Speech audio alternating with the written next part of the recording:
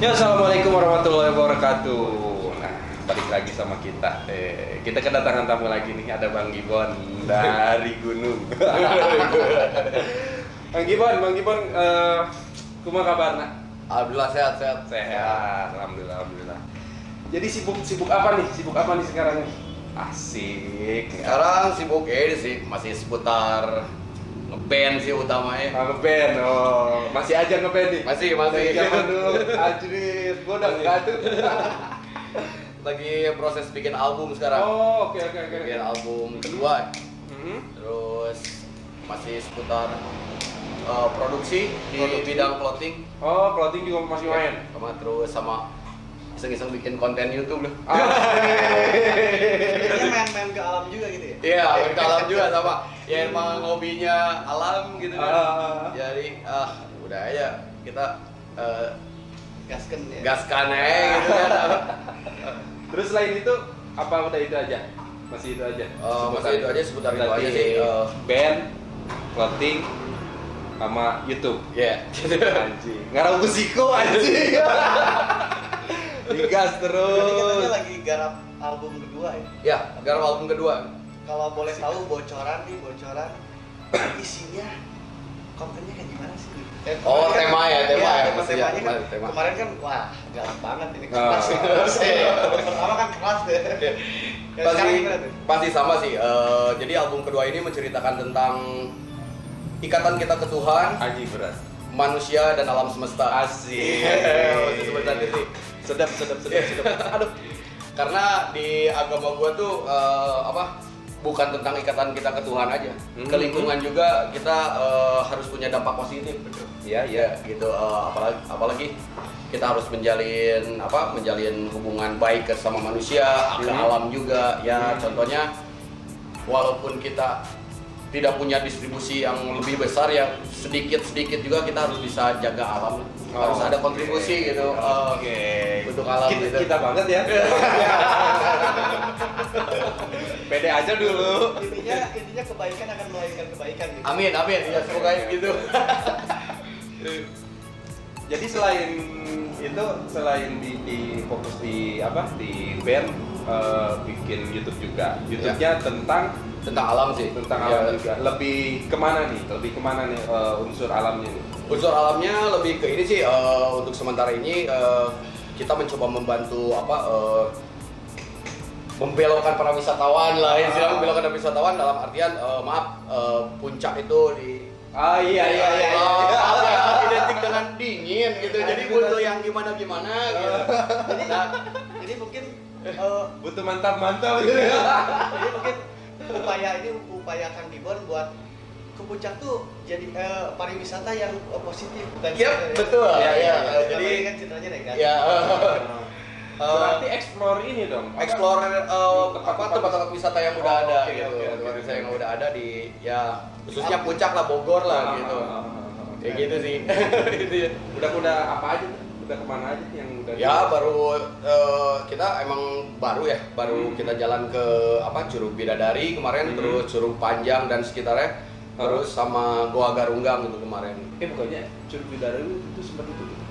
Ya sempat ditutup. Ya, gitu. Tapi sekarang gimana? Dulu udah buka lagi kayaknya. Udah buka lagi lah. Ngapain aja tuh datang ke tempat-tempat wisatanya tuh, apa sekedar main-main aja, review, terus kita kita ngasih edukasi juga. Tapi cuman emang kita nggak podcast kayak gini, tapi cuman kita kita bawa barang, apa yang kita bawa itu diusahakan udah dikemas dalam box. Jadi kita nggak bawa plastik ke sana gitu, nggak bawa. Jadi kita emang udah siapin kayak misalkan bawang kita udah kupasin apa semua itu udah situ, udah siap masak aja. Jadi itu upaya ya. Gitu sih. Udah gitu sih. Terus gua lihat ini sempat juga tuh lihat yang lo explore yang ke Curug Bidadari itu, katanya itu nemu emas sih. Ya betul. Itu tuh Bisa jadi crazy rich nih. Yuk itu gue nggak sengaja Jadi gue pengen tahu si Curug apa Bidadari ini tuh sumber airnya itu di mana aja sih gitu kan. Emang jadi sumber air naik kita jalan itu sekitar 18 jam. 18 jam.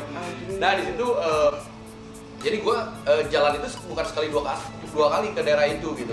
Ternyata pas ujungnya itu emang si Curug itu gue pernah ke situ dan di situ emang kata masyarakat setempat emang banyak emas. Emang pernah gue buktiin juga sebenarnya. Dapat. Emang dapat. Dan itu emas itu emang masih 9 karat sampai 10 karat belum bisa dibentuk dan ya mudah ya jadi belum bisa dibentuk gitu. Nah gua tanya-tanya ke teman ya ternyata kadar emas itu bisa berkurang kalau ketika kena apa ya, kalau misalkan kayak air seni manusia, misalkan di aliran sungai nih, ini ada emas nih, ini nggak bakalan tua kalau dari atasnya, misalkan ada yang kencing, berarti ada yang buang air besar gitu, jadi limbah rumah mungkin ya, gitu. Nah ternyata emang dari situ emang ada perkampungan di atas namanya di Sadon. Nah mungkin ngalirnya ke situ, jadi si emasnya itu ya gua sih nanya ke teman ya, dia gitu, oh ternyata kayak gitu emas. Tapi memang bentuknya warnanya kuning. Dia agak ada sedikit perunggu gitu sih. Gitu. Kayak dia adanya di batu sih, batu kayak cadas gitu. Jadi batunya mengkilap-mengkilap gitu. Gitu. Itu pengalaman seru banget. Wah, 18 jam. Lumayan lah. Kalau nggak kena air seni mungkin udah 22 karat ya. Wah, mungkin sudah banyak kalau KT. sudah banyak tanah kutip lah. Udah habis gunung. Sekarang juga emang udah habis sih. gunungnya habis, lah besar aja. Itu sih udah pasti. Tadi katanya Rockland tuh ada apa? Emang gue produksi di bidang clothing ya. Gue sablon sama jahit. Ya, gue berusaha sih. Ini clothingan gimana caranya? Oh iya tuh, biasanya kan dari suatu rumah produksi itu dia pasti menghasilkan limbah. Ya, pasti menghasilkan limbah. Nah, pasti menghasilkan limbah. Kiat lu buat ngurangin itu gimana? Gue dari sablon ya. Pertama dari sablon. Gue kalau dari sablon itu buangannya itu gue bikin sirkulasi. Maksudnya? Bikin sirkulasi jadi si air yang gua kan kalau misalkan nyuci screen itu, nyuci screen itu kan kita pakai kaporit tuh, ya kaporit tahu sendiri lah, cat atau apa gitu.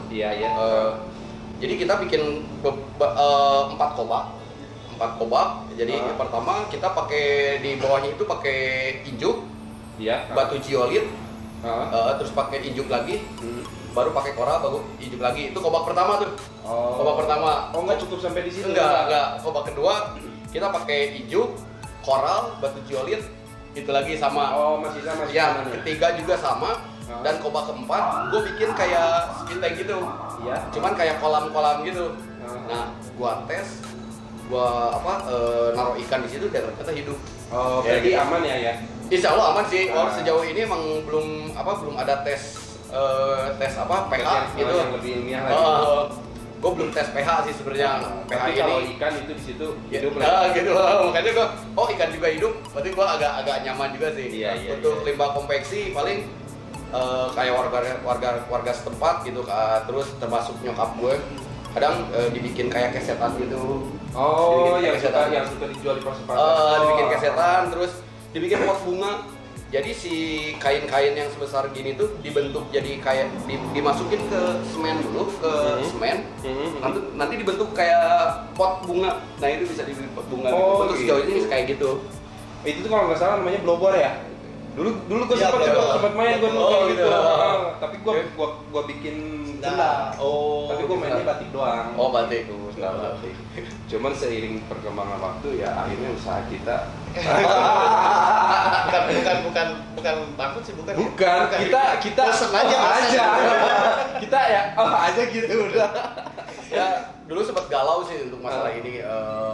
Masalah apa nih? Masalah usaha yang gue jalanin gitu kan, sama idealis gue gitu. Gue idealis gue pengen banget gue merawat alam. Pengen gue nggak mau mencemari air gitu kan. Ya konteks di negara ini kan cinta tanah air ya, cintai airnya, cintai tanahnya, rawat airnya ya. Cuman gitu sih harus. Nanti emang gitu. Faktanya ya gitu. Gue juga bener-bener kejebak di sini. Di samping itu kan gue juga butuh kehidupan buat keluarga gue gitu kan, buat keluarga gue terus. Cuman di situ gue lebih gimana caranya gue bisa mengurangi untuk saat ini. Minimal mengurangi lah ya. Mengurangi. Karena kalau untuk stop kita emang fasilitasnya dari pemerintah juga tidak mendukung. Ya, kenapa? Ini balik lagi ke band gue ya. Kenapa gue kemarin bikin single Solusi Basi itu? Gue bukan pembelaan diri sih intinya. Gue sebagai masyarakat itu bosan disalahkan pemerintah nih. Maaf, pemerintah jangan buang sembarangan, gitu kan. Oke. Tapi fasilitasnya apa itu basi ya menurut gua solusi basi itu sih sebenarnya. Jadi fasilitasnya itu tidak di ini, apalagi gua sebagai orang kampung ya yang di pelosok, gua bingung buat ngebuang sampah itu harus kemana ya kan. Buat apa, buat dibakar salah, dihanyutkan juga salah gitu. Kalau misalkan dibuang, gua bingung harus buang kemana kan gitu. Ya setidaknya ya juga sih, gua cuman bisa untuk hari ini ya bisa mengurangi. Kalau untuk stop ya stop keran airnya. Kita sama aja bersihin lantai, tapi keran itu masih ngocor. Iya. Jadi kita terus ya. Jadi nggak ada solusinya menurut gua. Kalau misalkan emang di Indonesia itu pengen tanpa plastik atau misalkan atau apa, cari solusi yang bisa yang bisa masyarakat tidak mengkonsumsi plastik. Menurut gua sih kayak gitu. Cuman kayak gua berusaha tapi emang terjebak dengan realita. Gua dan juga terjebak sama apa gitu. Ya udah bingung ya. Galau lah istilahnya. Gini salah gitu. Tapi katanya sempet kayak kemasan itu dari kertas juga kan, dari plastik. Ini keren nih. Gua ada clothing namanya Rockland. Clothing gua Rockland itu di bidang band merchandise. Dan apparel apa ya gitu. Cuman di saat ini si Rockland ini gue usahain sablonnya Discharge. Jadi Discharge itu sablon yang benar-benar ramah lingkungan untuk penemuan yang saat ini ya. Maksudnya untuk ini kalau sampahnya sedikit gitu. Gue jarang ya. Jarang nih, masih pakai sedikit-sedikit ya. Tas pisau kan plastik polisol. Nah, gua udah jarang pakai plastik polisol itu untuk si brand gua si Rockland ini gitu. Untuk saat ini dari kemasan juga gua pengen bikin dari kertas juga gitu. Terus dari gua kartun juga emang full organik. Jadi kartun organik ya. Jadi si kartun itu kalau misalkan udah nggak kepakai itu udah gampang terurai gitu. Jadi nggak ada unsur polisternya. Kalau misalkan kayak kartun banyak sih kartun yang misalkan kayak kartun Combat, Sulfur, dia tuh 30% atau berapa persennya itu ada polisternya. Nah di gua udah bener-bener clothingan gue insya Allah emang udah pakai yang organik. Intinya kalaupun si baju itu udah nggak kepake dibuang, itu tidak proses itunya nggak aman. Prosesnya penguraiannya. Karena dia tuh dari bahan organik juga gitu. Tapi untuk kekuatan lebih bagus karena dia anti jamur juga. Anti jamur. Tapi kalau ketika kita misalnya udah dibuang misalnya ke tempat sampah, itu gampang terurainya. Apalagi dia udah menyatu dengan tanah. Oh gitu. Ya. Gampang terurai. Jadi dia tuh melebur lagi dengan alam karena organik gitu kan. Selama ini pasti banyak ya pengalaman tuh terabas naik gunung gitu, buka jalur. Pernah nggak sih? Pernah sih. Buka jalur baru atau buka jalur baru? Emang pernah sih buka jalur baru, tapi itu untuk hanya diri pribadi aja. Gua nggak di-share. Gua nggak mau gua buka jalur dan banyak pendaki yang hanya mementingkan dirinya sendiri. Menurut gua sih hedonis masih ya. Kaum hedonis yang kaum yang mencari kesenangan tanpa memikirkan orang lain. Menurut gua hanya memuaskan masalah pribadi. Jadi itu namanya hedonis duniawi tanpa memikirkan akhirat. Anjir. Hedonis masih itu kaum hedonis masih aja itu amnesia maksud gue gitu. Oke deh Bang. Terus pasti dong ada pengalaman yang paling kena deh selama lo naik, selama lo ini berkegiatan di alam gitu. Pengalaman apa nih? Pengalaman Dari hal apa? Pengalaman perjalanan atau di Kendala-kendala gitu? Kendalanya. Ya kalau di alam sih pengalaman pasti harus kendalanya. Soalnya netizen gak suka kalau ngedenger yang seneng-seneng. Ya kalau kendala ya pernah nyasar, pernah nyasar Dari mana ke mana tuh? dari Telaga Warna sampai ke Jonggol. Tujuan lu nya kemana? Tujuan gue ya ternyata pengen balik ke Adrikon tuh, Adrikon daerah Adrikon. Tugu, dia ada di di daerah puncak tuh namanya Tugu. Nah, gue pengen pulang lewat situ tadinya gitu kan. Jadi yang jadinya harusnya kesini kan lu sono gitu. Anti belok. Ya di situ pengalaman sih buat pendaki-pendaki yang tidak punya pengalaman dan edukasi jangan coba-coba deh. Nah dari situ gue belajar sih untuk belajar gimana cara bertahan hidup di itu berapa? di hutan. Itu nggak berapa hari, cuma 8 jam sih. 8 jam. 8 jam itu Berarti kita jalan terus. Berarti molor waktu 8 jam Ya. atau 8 jam. lumayan juga sih. 8 jam. Gitu terus misalkan kita jalan ke gunung, persediaan air kita habis, kita harus ngapain gitu kan. Kalau kita tersesat kita harus ngapain gitu kan. Itu emang perlu dipelajarin kan gitu. Kayak misalkan kita tersesat, kita lihat pohon aja gitu. Navigasi. Kita lihat pohon aja gitu kan, dari pohon, lumutnya yang banyak sebelah mana nih kan, ngadep kemana gitu kan, supaya kita tahu timur, barat, utara dan selatan itu dan kita gitu sih. Coba jelasin lebih spesifiknya kalau misalnya gimana ya? Ini pohon nih, anggap ini bulat ya. Gini aja nih. Ini pohon. Ini lumutnya Sebelah sini nih ya. Karena berarti ini arah mana nih? arah barat, karena si lumut ini tuh kena sinar matahari sore. Berarti indikasinya sinar matahari. Iya. Jadi kita baca, berarti ini arah barat nih gitu kan. Berarti kalau lumut di sini, berarti karena matahari terbenam gitu. Berarti barat. Oke. Gitu sih. Gitu bro caranya. Buat yang udah tahu, kalau yang udah tahu diam-diam aja. Begitu sih, banyak sih pengalaman mistik juga. Mistik? Ya, mistik. Gua Apa nih? Agak ajib nih. Udah pernah juga sih, ya kayak misalkan temen gua kerasukan lah. Apa gitu. Terus kayak dulu gua pernah camping sama temen di daerah Jonggo, daerah Jampang Kulon di barat. Jampang. Daerah Kaugumi berarti ya? Kaugumi kan ya? Ciwaru kalau nggak salah itu. Nama pulaunya gue lupa lagi. Nyebrang Ciwaru atau apa gitu, gue lupa lagi. Itu waktu itu gue masih baru lulus SMA sih. Baru lulus SMA kan emang pada jadi ceritanya gue datang jam 11 malam. Jam 11 malam gue hadirin tenda. Emang gue di pantai itu paling ujung. Itu pantai atau pulau atau itu pantai. Pantai. Pantai sih kayaknya gitu, tapi cuman emang sepi. Ya. Waktu itu tahun 99 ya? Enggak. Jauh banget. Enggak, maksudnya emang belum Kelihatan banget. sorry, bukan sok senior sebenarnya. Enggak, tapi lu lebih kelihatan tua. Enggak sih, waktu itu emang jadi kegiatan adventure itu belum hits. Kayak sekarang. Waktu itu kita gunain lampu aja udah pakai lampu badai gitu. Tendanya bukan tenda yang sekarang pakai rem itu bukan. Kita benar-benar kayu gitu kan. Terus gitu pakai ini batu. Jadi biar kayak ini kan dulu ada tenda gitu kayak gitu. Tenda pramuka ya. Nah, gua sama teman-teman pas mau istirahat. Di luar tuh kedengeran rame.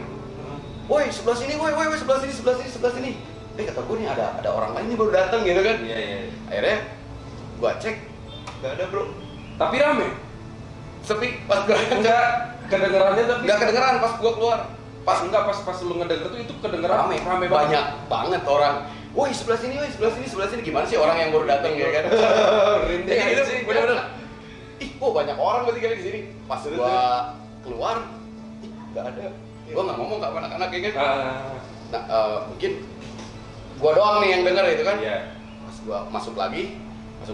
Waktu itu gue main gaple sama anak-anak, mau main gaple kan, emang suka iseng-isengan gitu. Masih gitu, masih banyak gimana sih? Gimana sih orang yang baru datang ini kayak nyusun tempat gitu, kayak nyusun di tendanya di sini, terus masaknya kita sebelah sini kayak gitu.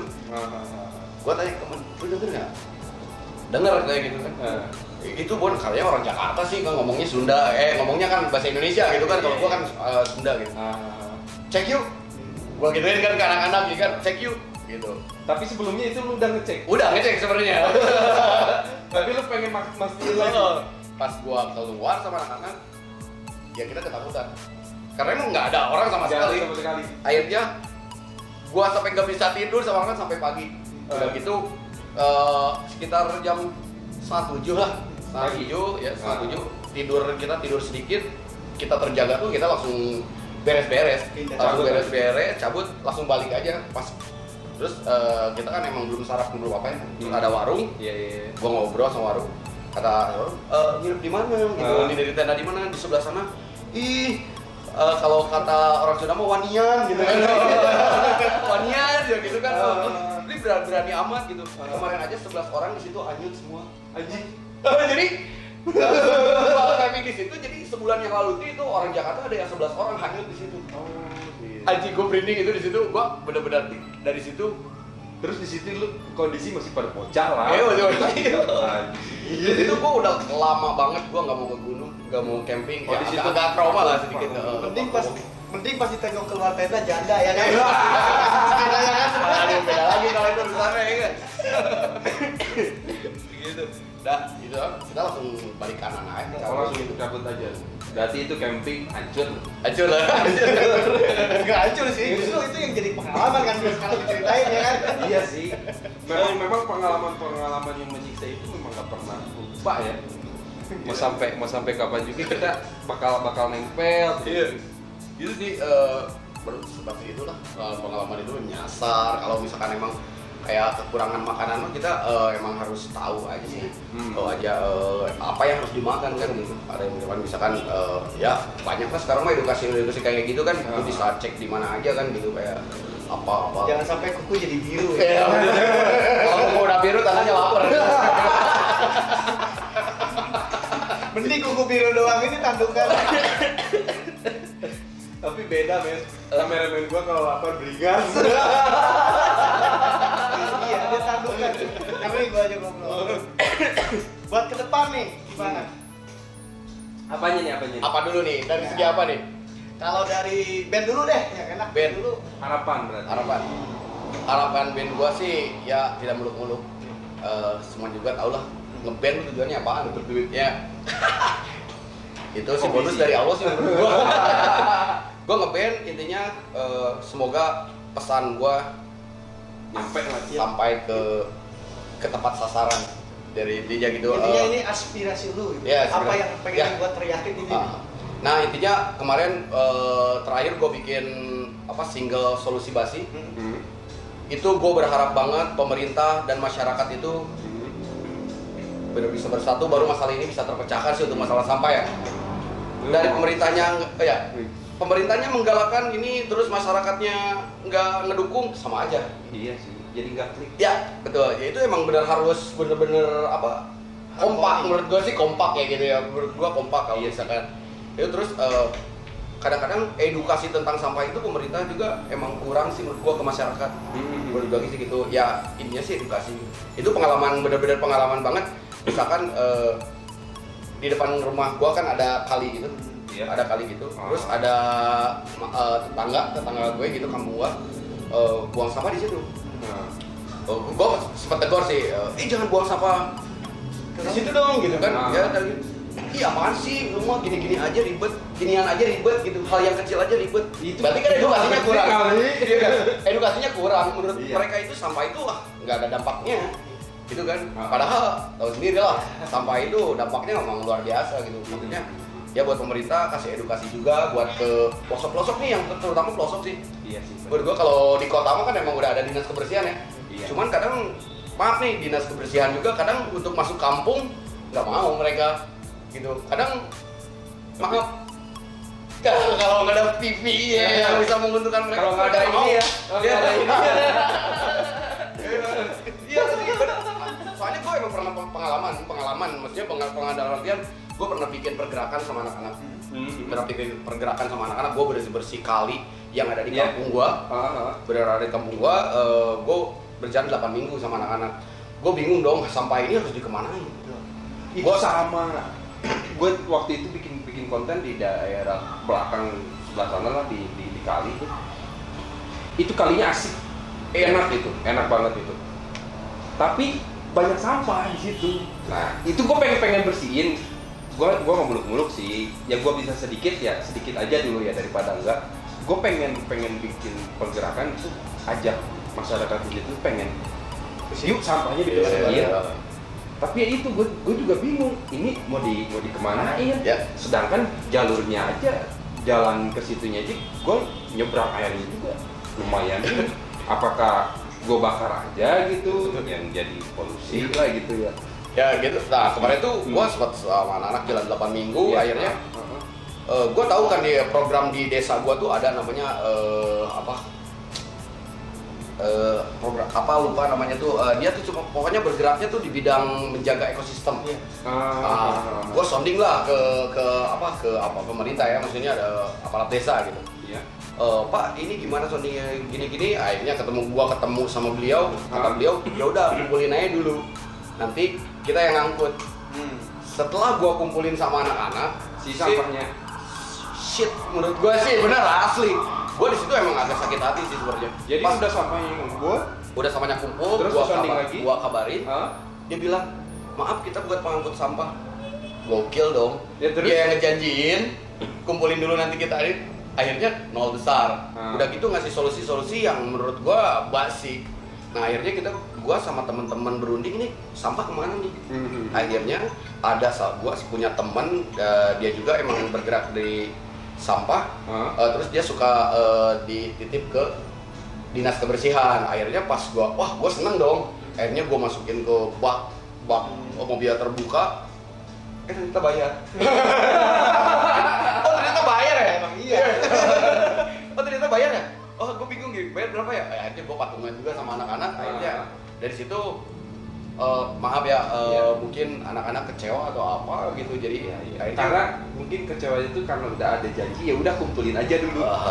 Terus lu kan berpikirnya, oh berarti kalau udah dikumpulin, lu bakalan angkut. Iya gitu. Nah gitu sih, intinya gua harapannya itu untuk masalah sampah pemerintah dan masyarakat itu lebih bisa bekerja sama untuk mengatasi ini. Jadi contohnya endingnya itu si sampah yang itu tuh bayar diangkut ke dinas kebersihan. Nah makanya gitu. Gue bukan sok anti sampah juga bukan sih sebenarnya. Gue mencoba untuk mengurangi mengurangi sampah gitu. Cuman kalau pengen ini masalah, menurut gue yang bodoh nih. Menurut gue yang bodoh kalau pengen sampah ini bener-bener beres lah gitu, maksudnya terkoordinir lah gitu. Nah peran masyarakat dan pemerintah itu penting banget menurut gue. Terutama dalam edukasi dan aksi. Cuma ngomong doang ya. Edukasi dan aksi. Itu ngomongnya.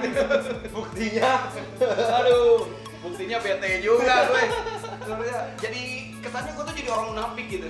Jadi munafik itu apa ya? Gue di dalam karya gue bener-bener di band gue ngegalakin itu, terus apa ini. Lu singgung habis-habisan pokoknya. Ya ternyata gue juga sedikitnya pun gue nyampah. Iya. Itu doang sih, makanya kok gue jadi orang munafik itu terpaksa karena emang nggak ada fasilitasnya. Tapi kan paling enggak kan kita selalu berusaha buat mengurangi sampah itu loh. Memang kalau orang modern kan ya tidak akan terlepas dari sampah gitu kan. Karena ya apa yang kita konsumsi terus ya dari mulai kita bangun tidur ya sampah aja terus semua kan. Dari limbah sabun, dari limbah mandi ya terus kan. Iya sih. Ya itulah orang modern ya begitu gitu. Tapi paling tidak ya kita berusaha ya. Ada solusinya loh.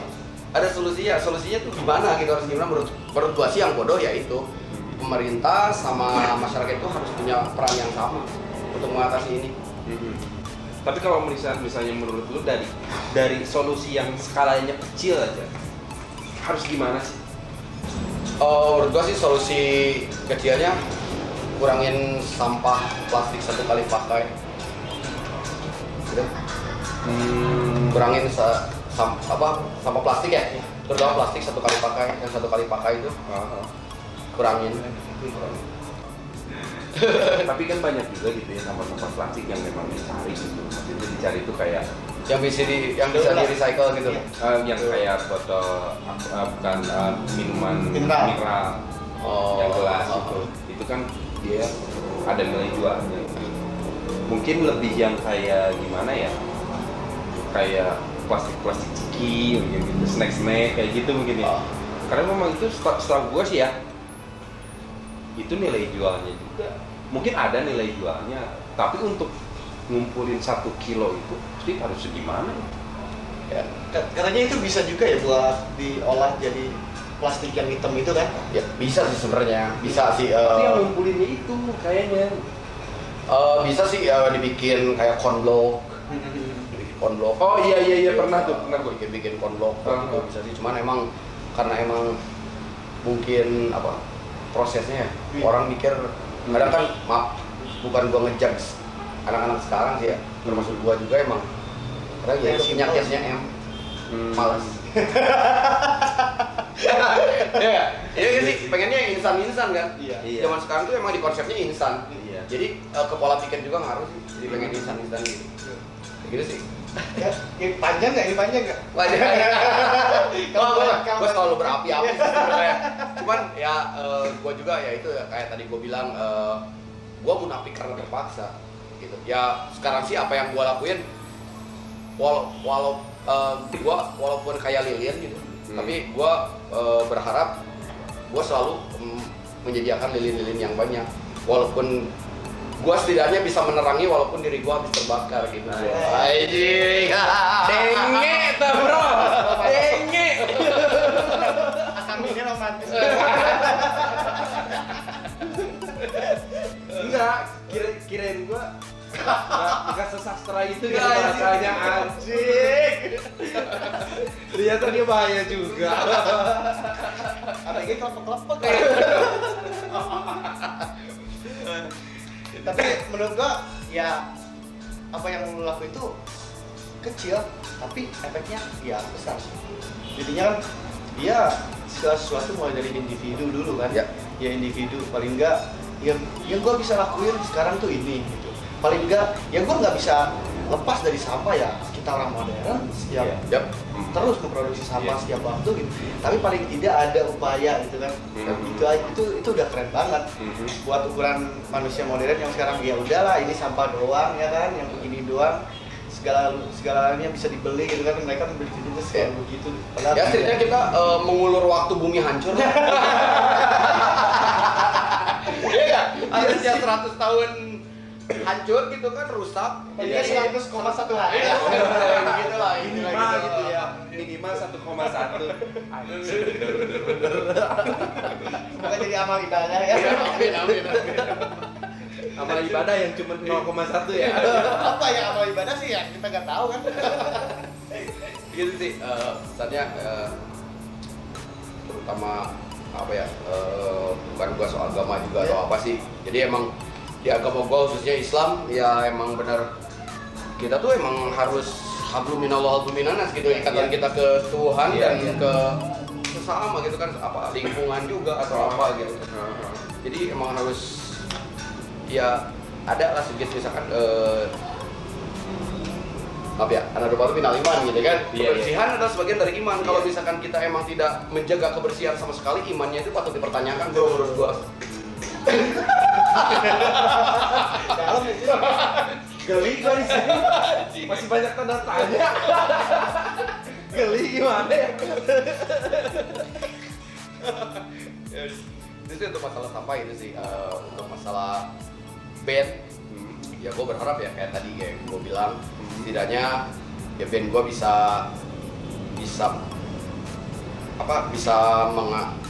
ngasih masukan buat orang bisa lebih baik gitu maksudnya. Ya walaupun gue juga belum baik, ya mudah-mudahan apa yang gua tulis ya bisa bisa mempengaruhi, walaupun sedikit bisa mempengaruhi lah. Bukan sekedar dinikmati nada-nadanya gitu Ya. ya. Oke.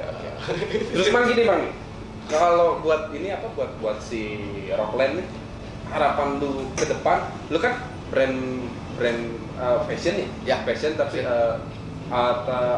ada yang lain kah atau cuman misalnya baju, celana atau ada yang lain seperti tas, sepatu atau enggak? Untuk kedepannya sih, untuk sementara ini gue masih dulu emang sempat bikin kayak tas atau apa gitu. Iya. Cuma sekarang gue lebih fokus ke kaos dulu. Kaos. Karena gue pengen terus mencari gimana caranya produksi itu yang ramah lingkungan, minim ya sampah. minim sampah lah. Intinya gue lagi terus belajar untuk itu sih, untuk menggali gimana caranya gue produksi aman dengan lingkungan gitu. Jadi intinya nggak mikirin profit doang ya. Itu aja juga mikirin juga ya. Ya itu keren sih. Terus harapan lu apa nih, Bang? Harapan lu kan punya usaha konveksi clothing lah ya, brand clothing. Dengan brand lu yang sekarang, harapan lu kan tadi pengen yang pengen biar ramah lingkungan dan dari produksinya gitu. Terus harapan lu, kita tahu lah di negara kita banyak produk luar masuk ke kita, brand-brand besar, brand-brand raksasa lah, brand-brand lokal juga pada nggak mau kalah saing gitu kan, dia banyak juga gitu yang udah besar-besar, tapi memang masih banyak sih yang pakai plastik soalnya. Terus dari packagingnya juga ya pakai plastik ya memang 90% lah ya. Mungkin harapan lu gimana sih biar lebih enak gitu.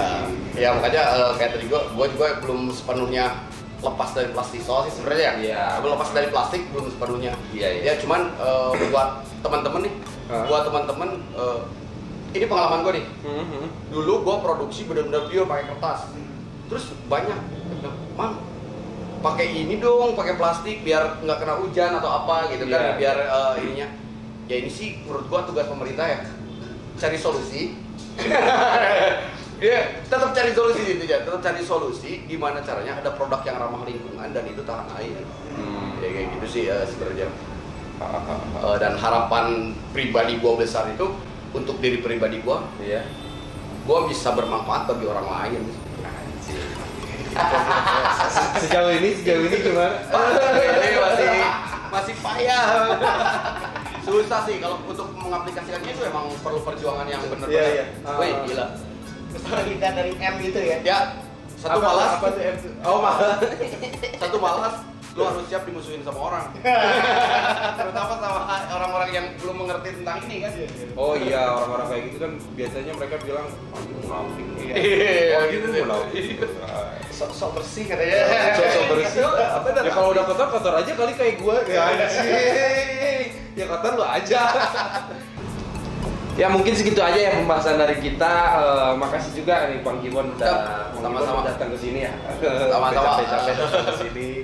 Udah kita gali-gali terus anjing. Mudah-mudahan bermanfaat ya. Iya, Amin. manfaatnya buat yang nonton, ya manfaatnya yang positifnya aja, yang negatifnya jangan serem. Kalau janda nggak usah diikutin. Kalau ada janda kasih ke dia aja. Nah mungkin closing statement dari gue ya, bukan dari gue sih, dari kita juga. Buat pemerintah jangan cuma kasih akses aja ya buat perusahaan-perusahaan buat bikin produk yang mengandung plastik atau ya sampah-sampah yang susah diuraiin gitu ya. Tapi kasih juga solusinya biar nggak kayak lagunya Mang Gibbon, solusi basi. Oke, assalamualaikum warahmatullahi wabarakatuh.